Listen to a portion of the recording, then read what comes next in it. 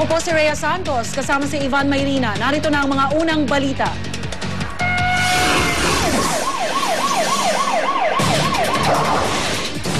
Isang lalaki nakamotorsiklo sa Quezon City sugatan matapos sumemplang ang sinasakyang motorsiklo. Sa EDSA Ortigas naman, isang lalaki ang 2 beses na nasagasaan. Narito ang report ni Oscar Oida. Mabilis na narespondihan ng MMD Rescue Team ang lalaking ito na 2 beses umanong nabundol na magkaibang sasakyan habang tumatawid sa bahaging ito ng EDSA Ortigas. Una raw itong nahagip ng isang di naplakahang sasakyan bago tumilapon at sumalpok sa paparating na kotseng ito. Sa basag pa lamang na salamin ng kotseng ito, masasabing di biro ang tinamong pinsala ng biktima. Ang katakataka umano ay kung anong ginagawa ng biktima sa naturang kalsada, gayong wala naman siyang tatagusan pagkat nababarhan ng pader ng MRT ang Center Island. Nakainom. Bawal po talaga tumawid. Highway na ho kasi ito eh. Nakainom po yung tumawid, kaya nabangga. Sa bahagi ito naman ng Quezon Avenue, niresponde ng mga rescuer ng lalaking ito na nagtamo ng masugat at bali sa katawan matapos sumemblang ang sinasakyang motorsiklo.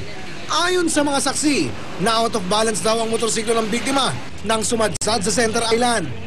Wala naman daw itong nakagit-gitan. Ito ang mga unang balita sa Quezon City. Oscar Oida, reporting.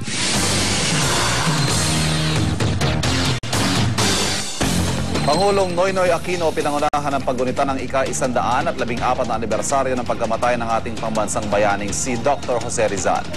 Dumating si Pangulong Aquino sa Rizal Park bilang panauhing pandangal. Siyang nanguna sa pagtataas ng watawat ng Pilipinas at pag-aalay ng bulaklak sa monumento ni Dr. Jose Rizal. Bukod sa Pangulo, dumalo rin sa paggunita ng Rizal Day sina Vice President Jejomar Binay at Manila Mayor Alfredo Lim.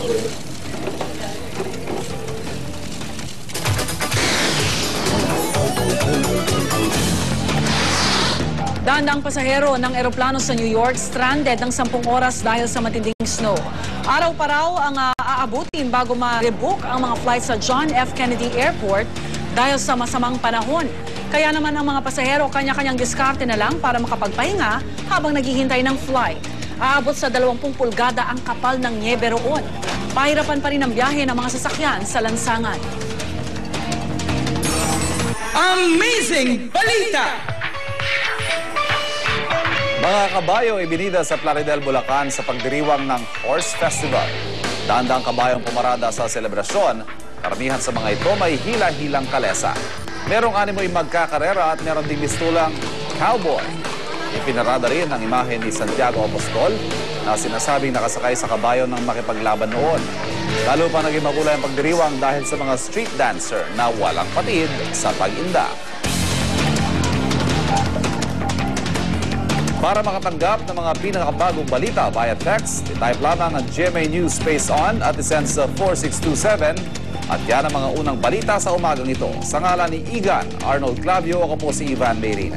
At kung may balita, i-report sa GMA News, i-text ang scoop space, message space ang inyong pangalan at address at ipadala sa 4627. Ako po si Rhea Santos. Ito ang unang balita.